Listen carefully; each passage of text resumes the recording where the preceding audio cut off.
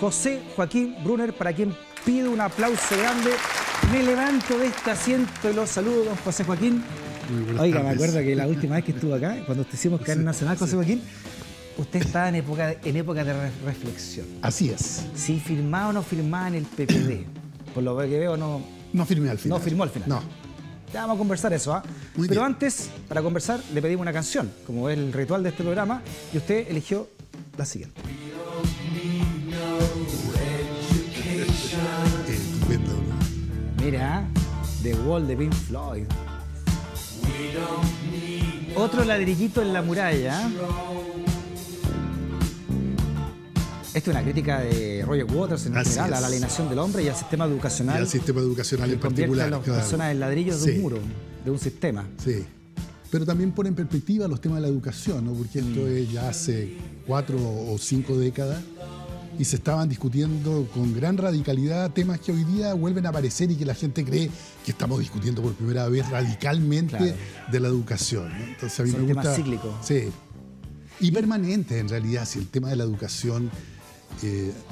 Yo siempre hago una cita de un intelectual alemán de los años 1730 o 40 que en su diario escribe: la crisis de la educación está de moda, ¿no? Ya.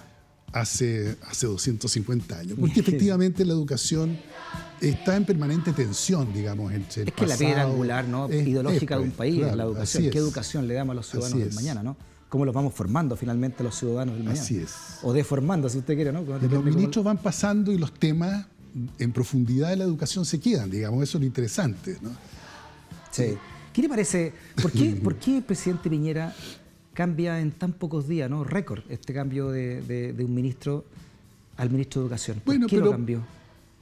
Hay dos cosas en la pregunta. Una es por qué tan rápido. En realidad porque ya los ministros claramente son, y yo lo he sido también, secretarios de Estado y cumplen una función y se lo están haciendo bien y si sirven al propósito que el presidente tiene, si son un buen aporte, una contribución al trabajo colectivo, los dejan. Digo, está perdiendo también, así como muchos aspectos de la política pierden el carisma y se secularizan, se vuelven, digamos, más horizontales. Eso también está pasando con los gabinetes y su composición. Entonces, pero un cargo como educación es clave, ¿no? Por lo que hemos estado hablando. Un cargo de educación es clave, pero digamos lo que es clave es el ministerio, no la persona que lo dirige.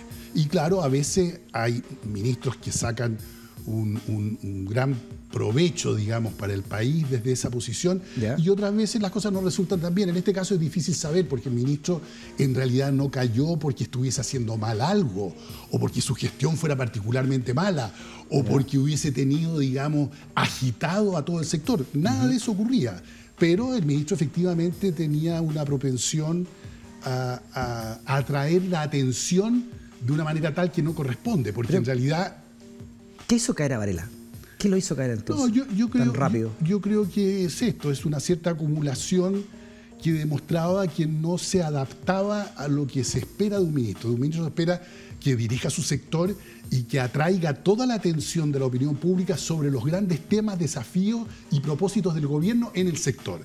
Y en cambio, dado que tenía esta propensión, digamos, a opinar con cierta ironía, etcétera, sobre ciertos temas, atraía la atención sobre él y sobre su, llamemos, estilo, sobre su cultura. Bueno, y eso efectivamente a un gobierno no le conviene, ¿no? Claro, nunca dejó de ser columnista, me parece. Era una especie de columnista, y yo creo que lo último que ha sido bastante banalmente discutido, lo del bingo, reflejaba la dificultad que tuvo Varela de verse a sí mismo como el encargado estatal de la educación, que es lo que uno es cuando es ministro de Educación o ministro en cualquier cargo. Uno es el representante del Estado. Entonces, la frase que parecía tan, digamos, anodina de decir, bueno, ¿por qué no hacen un bingo?, revelaba de que en realidad no había asumido, digamos con una palabra antigua, espiritualmente el nuevo cargo que tenía, ¿no? Porque uno puede discutir sobre cómo el Estado va a instrumentar sus deberes en educación, pero no puede partir diciendo en lo más elemental, que es la infraestructura de los colegios, decir, mira, en realidad, ¿por qué la comunidad no se las arregla. Bueno, claro. A través de un juego de azar o de otra manera. Desnudó también una mirada de un cierto político respecto a lo que es la educación pública, ¿no? Que queda la gran pregunta abierta, porque uno podría decir eso mismo de una manera distinta, que sonaría bastante más políticamente correcta si uno dijera: el Estado que está tomando el liderazgo para mejorar la infraestructura de los colegios necesita el apoyo de todas las comunidades y de toda la sociedad civil. Estaría diciendo la misma metáfora que él usó, quería decir eso, pero dicha, digamos, totalmente fuera de lugar, y que por lo tanto creaba la duda de su ideología. Era una ideología antiestatal en cosas tan elementales. ¿Fue un error entonces? ¿Fue un error del presidente Piñera haberlo puesto ahí? Bueno, eso ¿O es lo que estaba buscando él, un personaje de este estilo? Yo creo que él, obviamente, si lo nombró es porque confiaba en que esta persona podía efectivamente cumplir el rol. Y la persona, como digo yo, no demostró... ¿Pero qué andaba buscando entonces el presidente Piñera con un personaje así? Con ese... Bueno, que tenía varias cosas que uno podría pensar objetivamente que eran interesantes. Un muy buen abogado en un momento en que hay que aplicar leyes, interpretarlas, en que varias disputas van a llegar a los tribunales de justicia, en que los asuntos educacionales están hoy día instalados en el Tribunal Constitucional. Entonces uno podría pensar, mire, en realidad hay que dictar varios reglamentos. Luego era una persona que no parece haber tenido como un temor a reacciones de movimientos sociales o cosas por el estilo, que se notaba segura. Entonces, ese tipo de cosas pueden haber llevado al presidente a pensar de que podía ser una figura que, sin venir del sector, sin embargo, tenía algunas características que podían darle potencia en su proyección. No resultó. Se equivocó entonces. Y bueno, y los presidentes, ¿cuántas veces piénsese que la presidenta Bachelet cambió el eje de su gabinete, ahí sí que en serio, Hacienda e Interior, es decir, los dos pilares centrales de un gabinete los cambió a 5 o 6 meses, ¿no? Usted que ha estado en tanta comisión de educación, José Joaquín, ¿cuáles entonces son los desafíos que tiene ahora la ministra Cubillo, ¿no? y este gobierno en general respecto de la educación? Yo creo que, para decirlo en poco, tenemos como país un desafío enorme, que es efectivamente recuperar. Tuvimos mejorando resultados de aprendizaje entre 1990 y 2010, 2015. Luego esto entró en una planicie y está estancado. Eso es la verdad, digamos, independientemente de cómo se interpreten las causas de ese estancamiento. Pero tenemos que volver otra vez a concentrarnos en mejorar el aprendizaje de los niños. Los resultados que se dieron a conocer hace un par de semanas respecto de lectura en segundo básico, que son muy claves, porque son realmente la primera base que asienta todo el aprendizaje posterior de los niños, es qué capacidad tienen de comprensión lectora cuando están en segundo básico, ¿no? ¿Han puesto los fundamentos o no? Y resulta que alrededor de un 40% de nuestros niños y jóvenes no tienen esas bases, no las logran desarrollar tempranamente, y dentro de ese 40% obviamente que los más perjudicados son los niños y jóvenes que provienen de familias de menores recursos. Entonces tenemos efectivamente ahí un problema que no podemos eludir, y que no es un problema necesariamente de la derecha contra la izquierda, de los conservadores con los liberales. Es un enorme problema técnico, político, intelectual, ético, cultural. Y o trabajamos todos en una cierta dirección, y para eso necesitamos liderazgo fuerte en el campo de educación. Varela no alcanzó a dar ese liderazgo. ¿Cubillo, cómo la ve usted, la ministra Cubillo, ahora? Bueno, es difícil decir. Ella tiene una mayor experiencia política en general, particularmente en el terreno de educación. Formó parte en la Cámara de Diputados durante un tiempo importante, digamos, prolongado, de la Comisión de Educación, de manera tal que, bueno, yo qué más, cuando viene alguien entrando, sea quien sea, yo lo que le deseo es que le vaya muy bien, porque este es el sector, digamos, en el cual yo mismo trabajo, ¿no? Eso le iba a decir ahora, desde la independencia ahora, ¿no, José Joaquín? Si lo llamara la ministra Cubillo a ser parte de su equipo de trabajo, ¿usted aceptaría? No a ser parte de su equipo de trabajo, porque efectivamente tengo una concepción general de las cosas educacionales que no está representada en el plan del gobierno ni en su visión. Pero lo he hecho siempre con cualquier ministro que me llame para conversar los temas, para trabajar en una comisión independiente de carácter técnico que informe al gobierno, etcétera. Por cierto que lo haría, y lo he hecho con todos los gobiernos. Claro, no es tanta gracia porque todos los gobiernos anteriores, digamos, por lo menos hasta un cierto momento, eran aquellos por los cuales yo había votado y por los cuales con los cuales me sentía comprometido. En el primer gobierno del presidente Piñera se armó una comisión para tratar un par de temas muy específicos. Uno de ellos, el proceso de desmunicipalización, en que yo fui invitado junto con varios otros. Estaba, no sé, Mariana Elwin, estaba Sergio Molina, y por cierto yo participé con mucho interés. Eso fue el 2010. Sí. ¿Usted se siente un hombre de oposición hoy al gobierno de Piñera? Sí, claro, me siento parte, digamos, tengo que calificar, porque no me siento de la oposición. Encuentro que los partidos, digamos, que el electorado, el pueblo puso en el sector de oposición lo hacen muy pobremente, no han levantado ideas, no, digamos, están absolutamente dedicados a la coyuntura, tratando de ver cómo nos podemos oponer a algo, a esto y al otro. No me parece que ese sea el papel de una oposición interesante, sobre todo cuando hay esta crisis en el pensamiento general de los progresismos y de las izquierdas. Me parece que el gran esfuerzo debiera estar en proponer ideas. O sea, usted está un paria completo. Entonces, y yo estoy no, pero siempre, mire, yo toda mi vida no la he hecho ni en los partidos ni en el gobierno, la he hecho en la academia y en la universidad. No, pero fue parte del PPD hasta que no se reinscribió. Y sería otra vez parte de algún partido si me sintiera representado, pero yo sería dentro del partido exactamente la misma persona, y siempre lo fui. Con las ideas que tengo, no participando en corrientes internas, y sí tomando posición pública respecto de los problemas, que es el papel. ¿Qué partido le llama la atención hoy de los que hay, de los nuevos partidos que están saliendo? No hay ninguno que me llame mucho la atención. No hay ninguno que me llame la atención.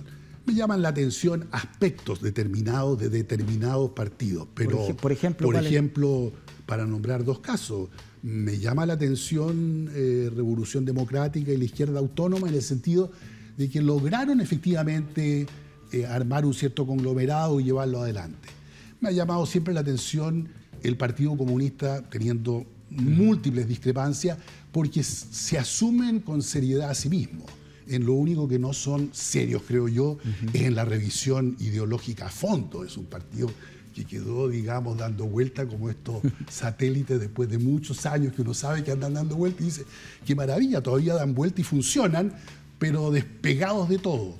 Me llama la atención Evópoli como un intento en el interior de la derecha, que no es mi sector, de renovación, de un pensamiento más liberal respecto de ciertas cuestiones, un intento por unir el liberalismo político con un cierto énfasis social, en fin, pero todo esto que le digo yo es muy minimalista. Me nombró el PPD con Heraldo Muñoz de presidente, ¿no? ¿Qué le parece la llegada de Heraldo? No, me parece muy bien Heraldo Muñoz. ¿No le dan ganas de reintegrarse al PPD? No, porque no creo que el PPD tenga un problema de quién es su presidente. O sea, yo me alegro que lo sea Heraldo Muñoz, que es una persona muy seria y muy dedicada al país. Pero creo que el problema es un problema, digamos, de evolución histórica del PPD y de los otros partidos que formaron parte de la nueva mayoría. ¿Cómo es que se plantean hoy día en el siglo XXI? ¿Qué es lo que están pensando hacia el futuro? ¿Cómo se miran frente a los problemas de reorganización del mundo en su orden internacional? ¿Y qué es lo que piensan y cómo quieren contribuir a un desarrollo democrático real en América Latina, que se está cayendo a pedazos? En fin, ese tipo de cuestiones que no aparecen en nuestras discusiones, me parece que son los temas que nos debieran preocupar. Bueno, usted ya lo planteó el segundo año de la presidenta Bachelet, ¿no? Con su libro, como ya anunciando el fin de un sueño de la nueva mayoría, ¿no? De esta ilusión de la nueva mayoría. Sí, yo tuve muy temprano la impresión de que efectivamente... ¿Cuándo se dio cuenta usted que esta ilusión de la nueva mayoría no funcionaba? ¿Cuándo se dio cuenta? Me di cuenta con la conformación del primer gabinete y con su muy acelerado traspié, y me di cuenta básicamente de las enormes tensiones que habían allá adentro y que iba a ser muy difícil con el tipo de visión que el gobierno expuso de querer hacer en 100 días una gran cantidad de cosas y de prometer una simultaneidad de reformas importantes, etcétera, de las cuales yo miraba todas ellas con interés, pero particularmente en el sector de educación, y me di cuenta que en realidad estaba el país yéndose por un camino equivocado. Teniendo yo, efectivamente, había votado por la presidenta Bachelet las 2 veces y estando ahí, lo que yo considero mi identidad histórico-cultural, digamos, representada ahí. Pero aún así, yo tenía claro de que ese gobierno no iba bien encaminado y, por cierto, no me extrañó que terminara como terminó.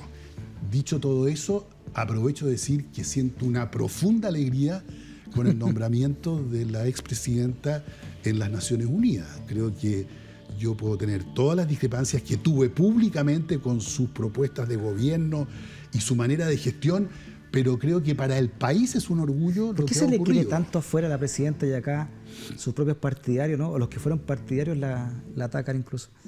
Atacan su forma, como usted dice, de gestión, de llevar adelante los programas. Bueno, porque la gente es compleja, digamos, y puede dar mejores frutos en algún momento en tareas internas del país o en tareas, digamos, que hoy día adquieren tal valor, que son estas tareas de la globalización.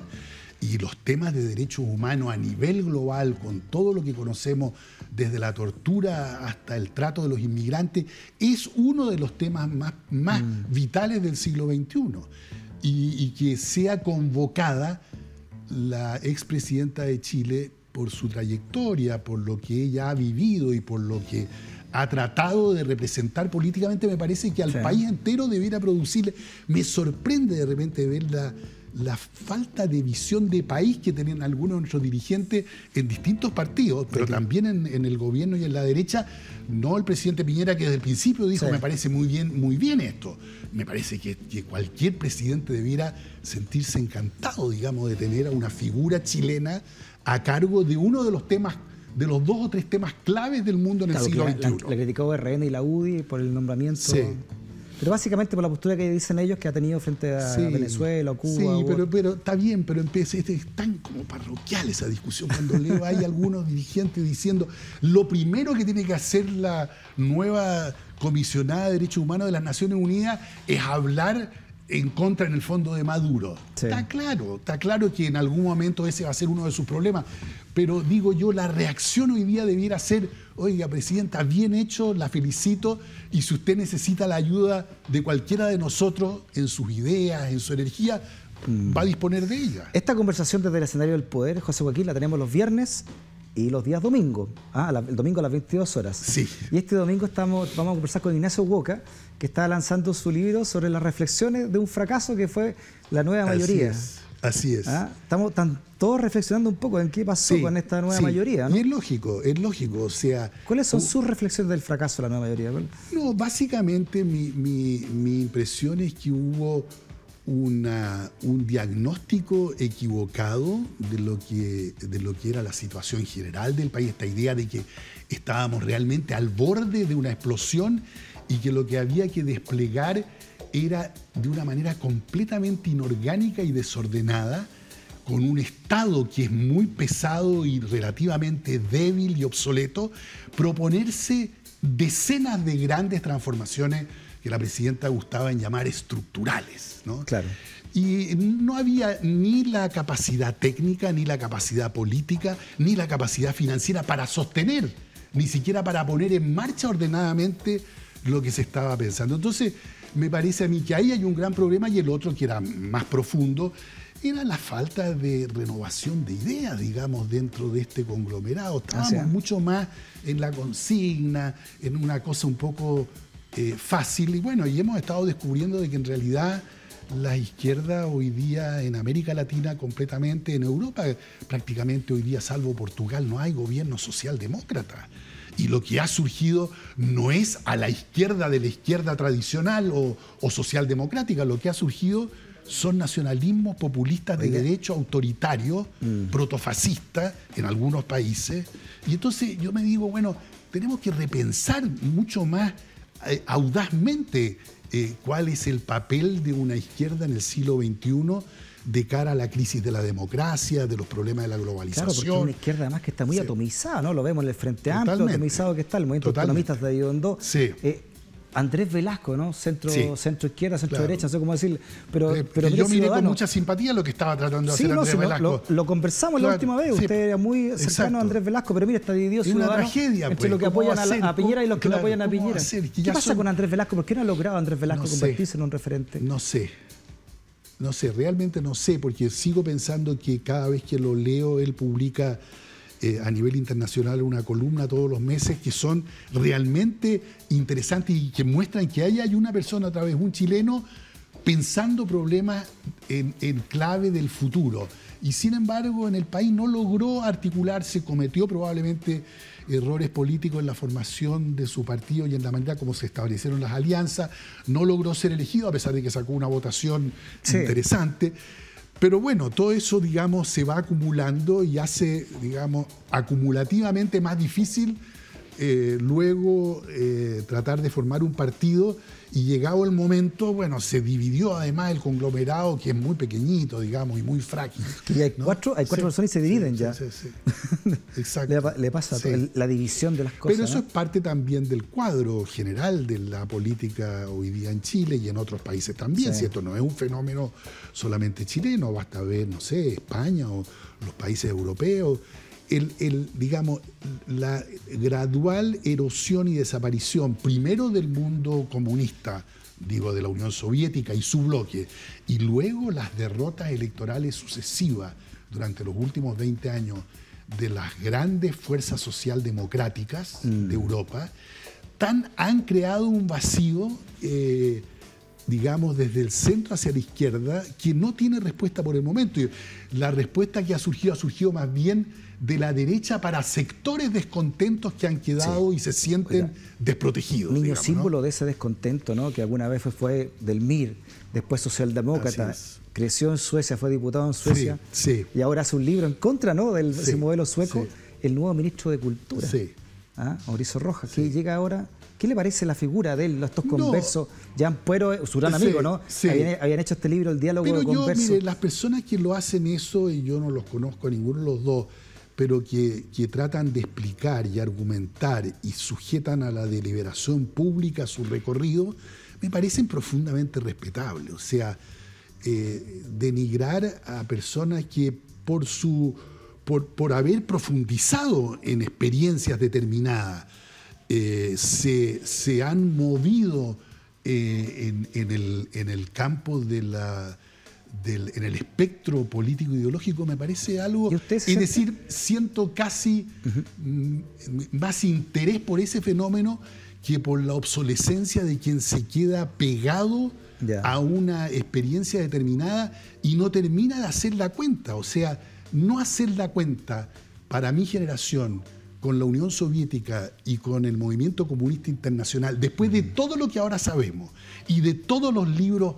grandes libros de historiadores, desde historiadores de la propia ex Unión Soviética, es decir, rusos, pero también en países europeos y en Estados Unidos, todo lo que sabemos, no hacer la cuenta públicamente de decir, mire, esto es lo que pasó. Y hay que poner en la balanza y decir, mire, efectivamente el nazismo fue un horror y el holocausto es lo peor que pudo ocurrir en el siglo XX. Y en ese mismo nivel está la dictadura soviética y está el Gulag. Claro. No porque uno haya tenido símbolo progresista y el otro símbolo fascista, yo no voy a hacer la cuenta intelectual y existencial con las dos cosas. ¿Usted se siente un converso? No, no me siento un converso porque desde ese punto de vista yo no siento para nada haberme salido del caos histórico en el cual he formado parte durante 50 años. Yo sigo teniendo ahí mis amistades, yo no he dejado ni los he sujetado a crítica, digamos, personalmente a los dirigentes, pero he hecho las cuentas históricamente con lo que ha sido, digamos, la trayectoria de la izquierda en Chile y he tomado distancia respecto de la experiencia de la UP, no en el sentido radical de decir que esa fue una experiencia absolutamente condenable y terminar teniendo el mismo juicio de la derecha respecto de la Unidad Popular. Para nada. Pero que fue una conducción completamente insuficiente para la época, que no logró entender la magnitud de las tareas que tenía por delante, que no tuvo coherencia ninguna en los partidos internamente, etcétera. Por cierto que yo creo que eso hay que decirlo y digamos, y tomar y hacerse responsable, entre otras cosas. ¿Cuál es su domicilio político hoy entonces, José Joaquín, ahora que ya no renovó con el PPD, no se siente parte tampoco de este gobierno, no se siente parte tampoco de una oposición, ¿no? de un conglomerado? Claro, y no me siento parte de lo que quedó de la nueva mayoría, de esos flecos. En órbita de frente de aquí, entonces, ¿cómo se siente hoy día? Bueno, siento, como mucha gente, que no tengo hoy día hogar político organizado, que por lo tanto tengo que buscar más bien dónde está su hogar de ideas. ¿Qué tipo de combinación de ideas piensa usted que pueden florecer durante los próximos 50 años? ¿Dónde querría usted, digamos, poner los énfasis? ¿Cuáles son? Más bien busco un hogar, llamemos así, más cultural y de identidad, y entonces también tengo mi identidad histórica. ¿Va a tener que hacer un movimiento propio entonces, José Joaquín? No, pues, porque eso es lo que no debemos hacer.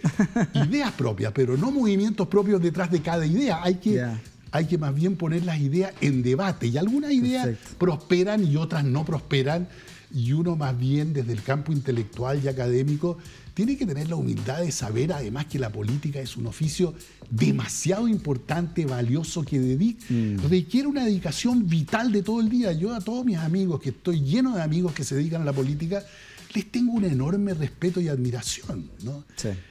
Puedo otra vez discrepar con muchos de ellos en las posiciones que van tomando, pero que ellos están en una labor que yo encuentro de la máxima importancia, y más bien me siento un modesto contribuyente a lo que ellos hacen desde el punto de vista académico, técnico, de las ideas, etcétera, ¿no? Y eso me parece que usted nunca ha sido parlamentario, no lo ha querido ser tampoco, ni siquiera candidato. No, nunca pensé en realidad en eso. ¿Usted es de los que cree, por último, José Joaquín, que el presidente Piñera le va a entregar la banda a otro de su mismo sector? Yo creo que hoy día es una posibilidad cierta. No está, digamos, escrito en ninguna parte, pero digamos, en el cuadro actual, proyectado hacia el final de este gobierno, sería bastante posible que eso ocurriera. No es ninguna seguridad, no es tampoco, es una discusión completamente distinta de decir, bueno, ¿y eso le convendría o no al país? Son otro tipo de discusiones, pero que en el cuadro, digamos, puramente proyectado de las fuerzas políticos sociales y de sus expresiones electorales, que eso pudiera ocurrir, sí, podría ocurrir. ¿El gobierno de la presidenta Bachelet fue un paso hacia adelante o un paso hacia atrás en educación? En educación yo creo que fue, para seguir la metáfora, un paso al lado. Yo creo que en varios asuntos lo que había que hacer tenía el grado de profundidad que la presidenta quería y aspiraba a tener, pero, por ejemplo, para nombrarlo con ejemplos concretos, haberse propuesto una gratuidad universal en este país, en este momento, era un error, digamos, que al final quedó perfectamente claro cuando el ministro tuvo que reconocer de Hacienda y el gobierno entero de que en realidad no se podía llegar más allá, dicen la gente equivocadamente, del 60%. No, la gratuidad hoy día favorece a alrededor de un cuarto de los estudiantes, 350.000 de 1.200.000, ¿no? Y eso es lo que el país podía hacer, y eso además está mal hecho, ¿no? Eso que era una gratuidad parcial, que podía tener pleno sentido para, efectivamente, para los sectores de menores ingresos que por su mérito llegaban a la educación superior, quedó muy mal planteado y muy mal hecho. Teoría novelada de mí mismo, de Sergio González Rodríguez. Un libro póstumo un regalo para usted, de Penguin Random House, para don José Joaquín Brunner. Brina, como dirían los alemanes. Sí. Brina.